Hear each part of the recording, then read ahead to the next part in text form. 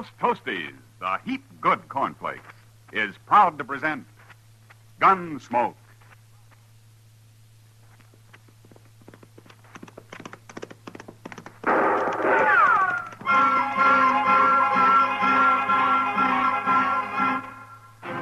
Around Dodge City and in the territory on west, there's just one way to handle the killers and the spoilers, and that's with a U.S. Marshal and the smell of gun smoke.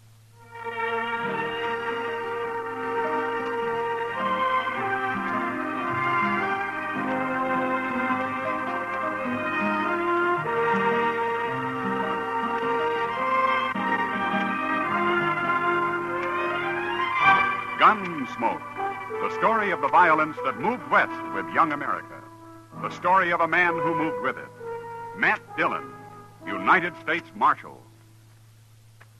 Say there, next time you hear a crackling noise in your kitchen, you better get up and investigate.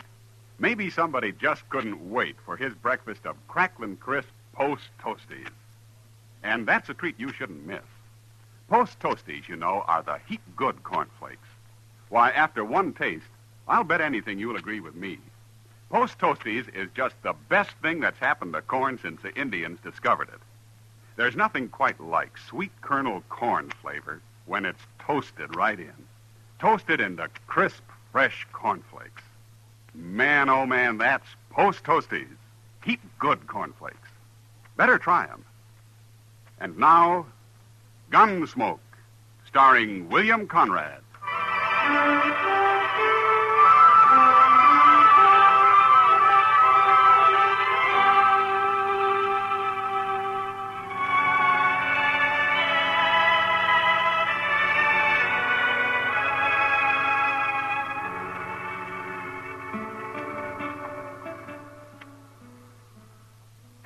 It's a darn shame, Mr. Dillon. Oh, what is, Chester?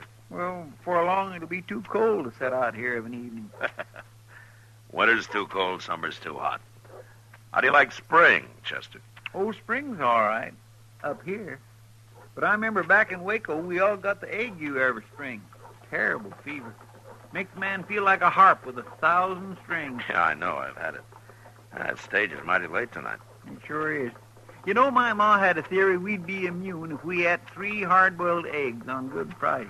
Oh? But if that didn't work and we got the ague anyway, she'd tie salt mackerel onto our feet. Well, that ought to have toughened up your feet anyway. Well, we all survived. Hey, look, here comes the stage driver. Why, it's Jim Buck. Oh, yeah. Marshal. Hello, Chester. Hello, Jim. Trouble, Jim? I'd call it trouble, Marshal. Got held up. One passenger shot down in cold blood. What?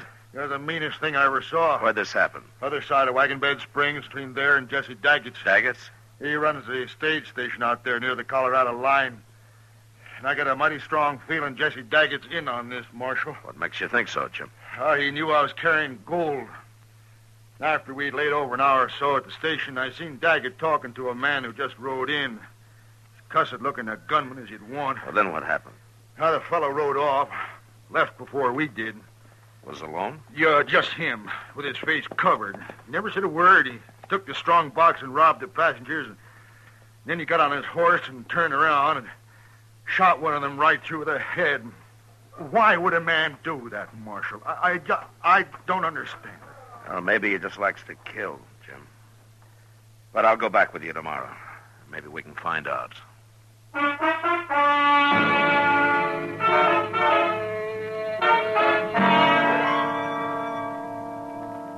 We made the trip down to the Santa Fe Trail next day, through Wagon Bed Springs and on to Jesse Dagget's stage station. I sat on the box with Jim Buck while Chester rode inside with the passengers. And by evening, everybody was glad when we reached Dagget's. It was a typical road ranch with a large eating room and a row of sleeping quarters for the travelers. Jesse Dagget himself was a tall, angular man, gaunt and gray. He was quiet, but one could feel the trouble that lay inside him. The first chance I had to talk to him was in the yard after supper. Cold weather be coming soon. Have to lay in more whiskey. Yeah. You Had this station long? 3 years come spring. Built it myself. Pawnees tried to burn it down now and then, but I'm still here. You plan to stay here, Dagget? Man's plans are his own, Marshal. I'm sorry. It was just an idle question. It's all right. No, I think I'd like it here myself. No neighbors, but lots of company passing through. It ain't all good company. Well, lots of people travel, good and bad. True. Like the man who held up Jim Buck's stage yesterday and shot that passenger. What about him? Well, you might call him the bad kind, don't you think? What I think won't raise the dead, Marshal. It might keep more people from dying, though. I figured that's what you're doing here, looking for that fella. Jim Buck thinks it might have been that gunman you were talking to here the day of the holdup. That was Nat Pilcher, but I don't care what Jim Buck thinks. Well, everybody expects a stage to get held up once in a while, but it's a different matter to shoot people down for nothing. I don't figure this man, unless he's just a born killer. He could have a lot of reasons. Men are all different. Yeah, sure. All got different reasons for doing what they do, living the way they live. Guess it's what's happened to them in the past spells it out. That's true. I'll tell you something, Marshal, but ain't what you want to hear. I believe in letting every man kill his own snakes. Now, this business is between whoever the bandit is and me. Is that it? That's it exactly. Every man for himself, you might say. I won't interfere, but I won't help. I see. Got to be like that. Even though a man was killed for nothing? Let dog eat dog, I say. Yeah. I hope you won't regret it, Dagget. One more regret won't break me, Marshal.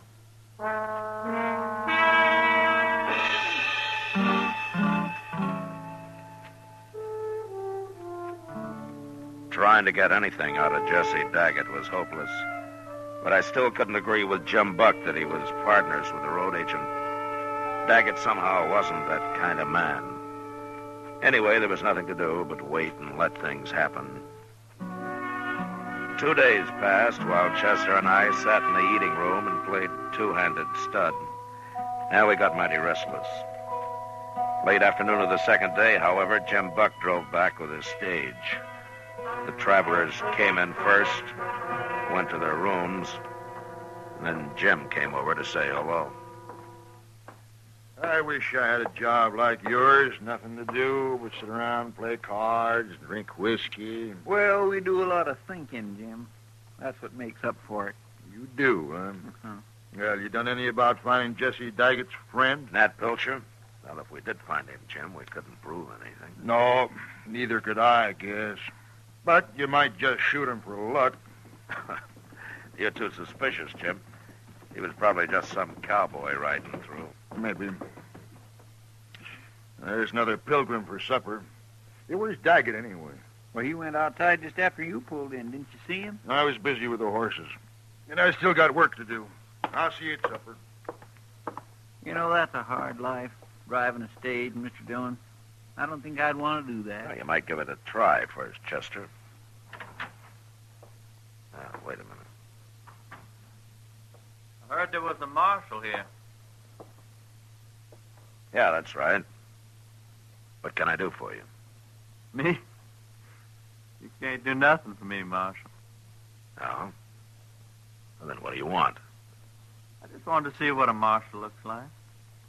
A live one.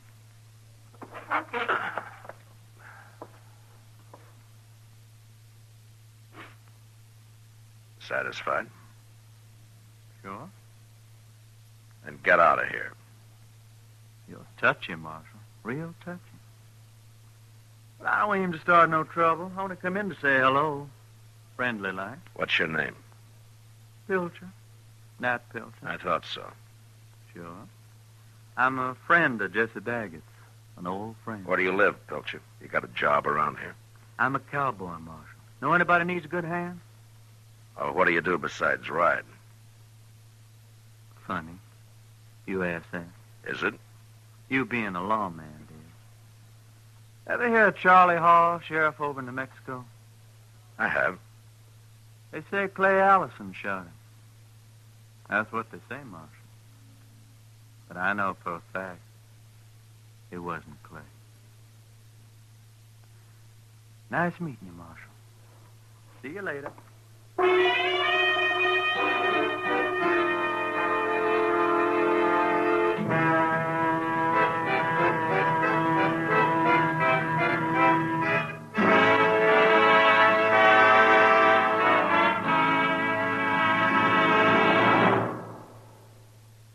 Say, how are morning appetites at your house?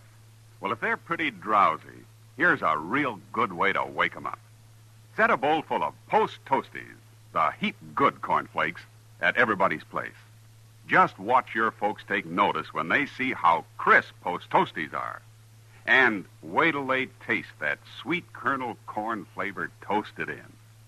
Bet your whole tribe will agree with you. Post Toasties are the best thing that's happened to corn since the Indians discovered it. And here's a thought, if you'd like to make a good thing even better. Try topping Post Toasties with your favorite fruit. You'll find that's a mighty good way to start the day. Fact is, it's a downright delicious way. So next time you shop, be sure to ask for Post Toasties. They're the heap good cornflakes. You'll see. Post Toasties, heap good cornflakes. The best thing that's happened to corn since the Indians discovered it. Heap good cornflakes. Post Toasties, heap good cornflakes. Now back to Gunsmoke.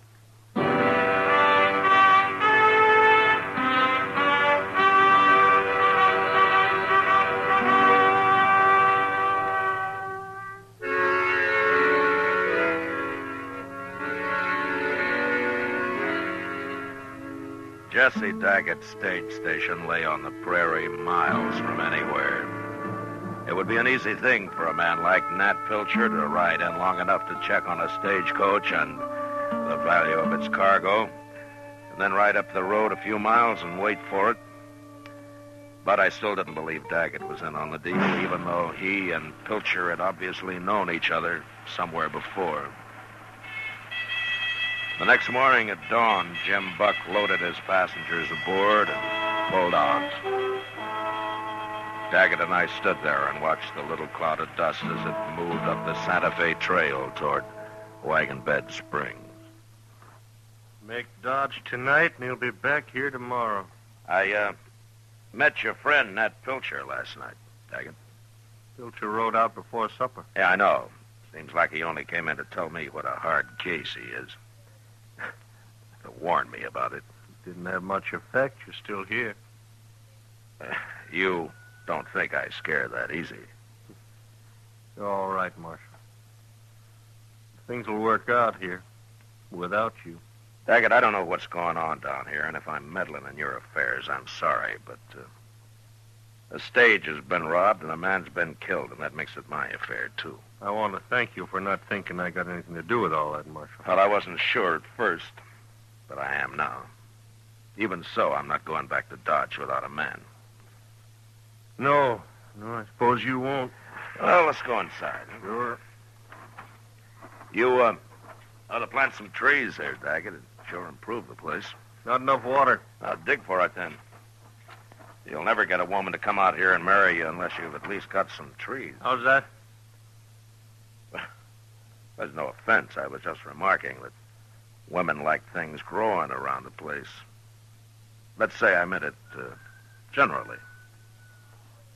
No offense. I thought to have a woman here once when I first planned about running a stage station. It was over in New Mexico. Seems like a long time ago. Oh, things don't always work out. I was mighty fond of her, Marshal. But I lost her. I've been a little lonely ever since. Oh, you came close. That's better than some men do. I don't know about that. But it is funny how a man goes right on living, even when his luck's about run out. Yeah. Come on inside. I'll heat up some coffee. Good.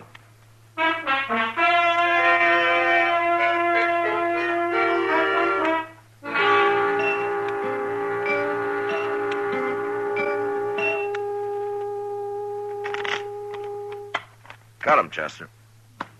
Mr. Dillon, do you mind if we don't play anymore? I'm beginning to see things. It's okay with me. The stage ought to be here soon anyway. I just think Jim Buck's been all the way to Dodge and back, and we just been sitting here another 2 days. Well, waiting's always the hardest part. Well, there's the stage now. At least there'll be some people around here. Yeah. Hello, Jim. Come out here, Marshal.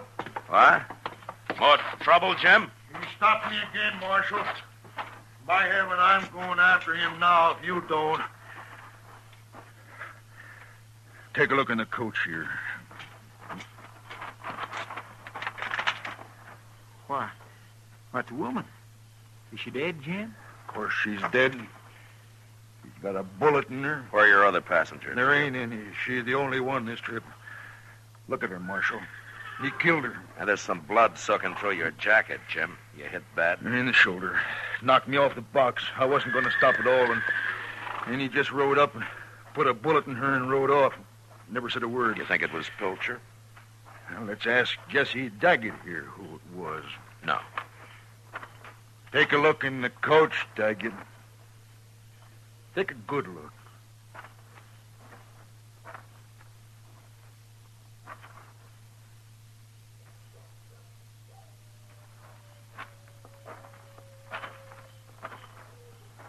Well, Dagget, what do you think of killing women?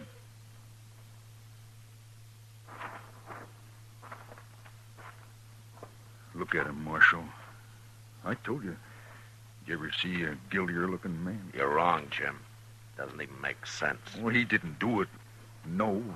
But he's in on it somehow. Chester, I'll help you bring the woman inside. Then we'll see what we can do about your shoulder, Jim. Come on.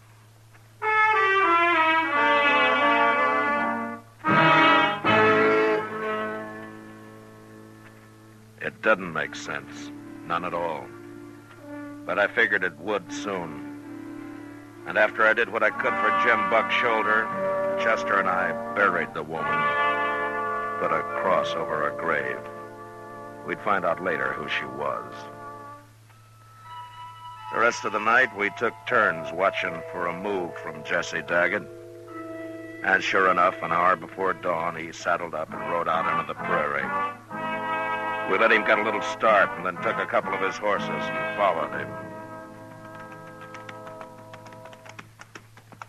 You think he's going to meet Pilcher? If he can find him. We must have come 10 mile already. Yeah, about that. We shouldn't have let him get so far ahead of us, so. Well, we're right on his trail.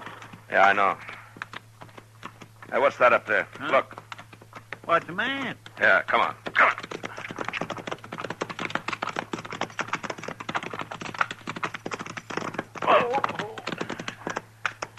What's Dagget, Mr. Dillon? He's been shot. Yeah.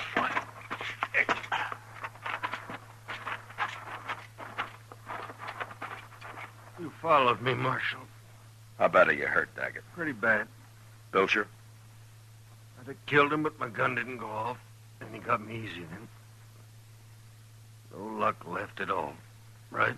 Any idea where Pilcher is now, Dagget? Said he was going back to the station to get you. Took my horse with him. I'd have come with you this morning. Wasn't your business. This was between me and Pilcher. Come here looking for a fight. I didn't want to kill anybody no more. Not even him. So he drove me to it.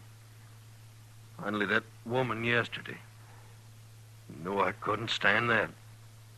You mean he shot her and the other passenger just to prod you into a fight? Marshal, I'll tell you now about... I had a woman out in New Mexico. Nat Pilcher tried to run off with her. I didn't shoot him, though. I shot her instead. I figured it made more sense. You killed her? I don't think he'd have minded so much if I'd have killed him, but I figured he wasn't doing nothing I didn't want to do myself. I didn't blame him none. I blamed her. Pilcher's been after me ever since. I could have stopped all this if you'd told me sooner, Dagget. Every man's got to kill his own snakes, Marshal. I tried. You can have them now. I ain't gonna live long. I'm sorry, Dagget. Chester will stay with you. I'm going back to the station. Both go. I can die alone. I ain't afraid. No. Goodbye, Dagget. Bye, Marshal. Chester, Yes, sir. do what you can for him. Poor fellow. I'll send somebody out to help you bring him in later. Yes, sir.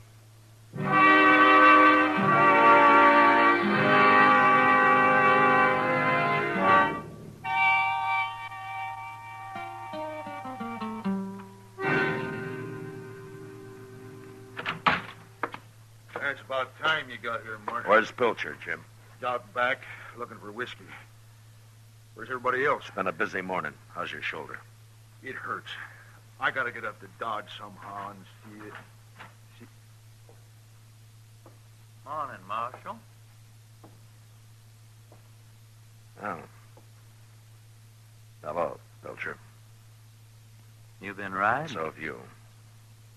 Man like me rides a lot, Marshal. You should have kept going. I wanted to see you again before I left. That's what Jesse Dagget told me. I'm gonna kill you. And then Jim here. Wait a minute. Shut up, Jim. Pilcher, you can drop your gun belt and take your chances in court. If you like. My chances are better right here, Marshal. It's your choice. It's always been my choice. Except for the night Jesse Dagget shot his wife. Did he tell you about that? It doesn't matter now. To me, it does. You... No!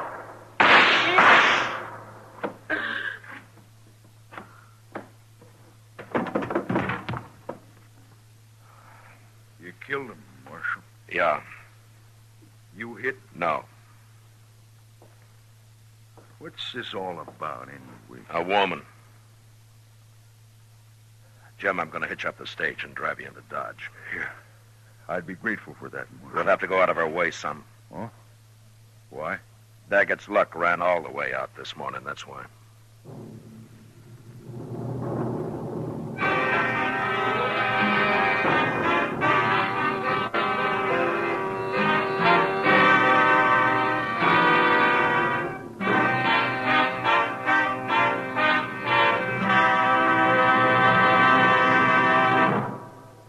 In just a moment, we'll tell you about next week's adventure on Gunsmoke. Say, Mother, want to see your small fry eat a better breakfast than ever? Well, may I suggest that you dish him up some sugar crinkles to start with? Sugar crinkles, you know, make breakfast more fun than a circus.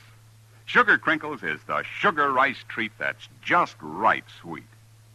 It's high time to forget these sugar-coated cereals that seem too sweet to you and those others that don't seem sweet enough to the kids. Just pour out crisp golden sugar crinkles and see how just right sweet a sugar-coated cereal can be. Just right sweet. Be sure to get several packages of sugar crinkles because they're great for snacks. Kids love them that way. Kids love them anyway. Try sugar crinkles and you'll love them too. Remember, new sugar crinkles is the sugar rice treat that's just right sweet.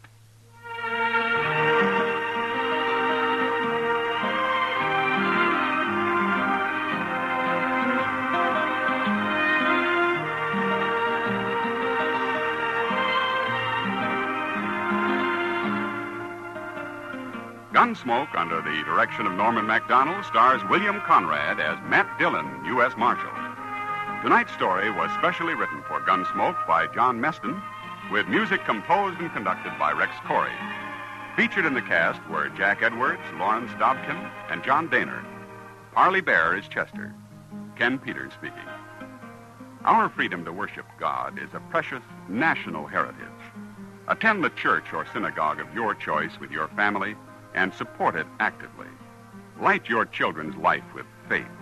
Bring them to worship this week.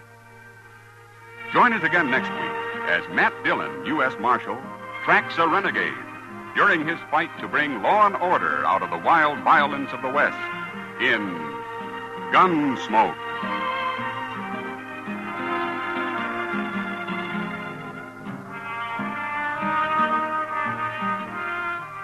Listen next week at this time when Gunsmoke will be brought to you by Sugar Crinkles, the sugar rice treat that's just right sweet.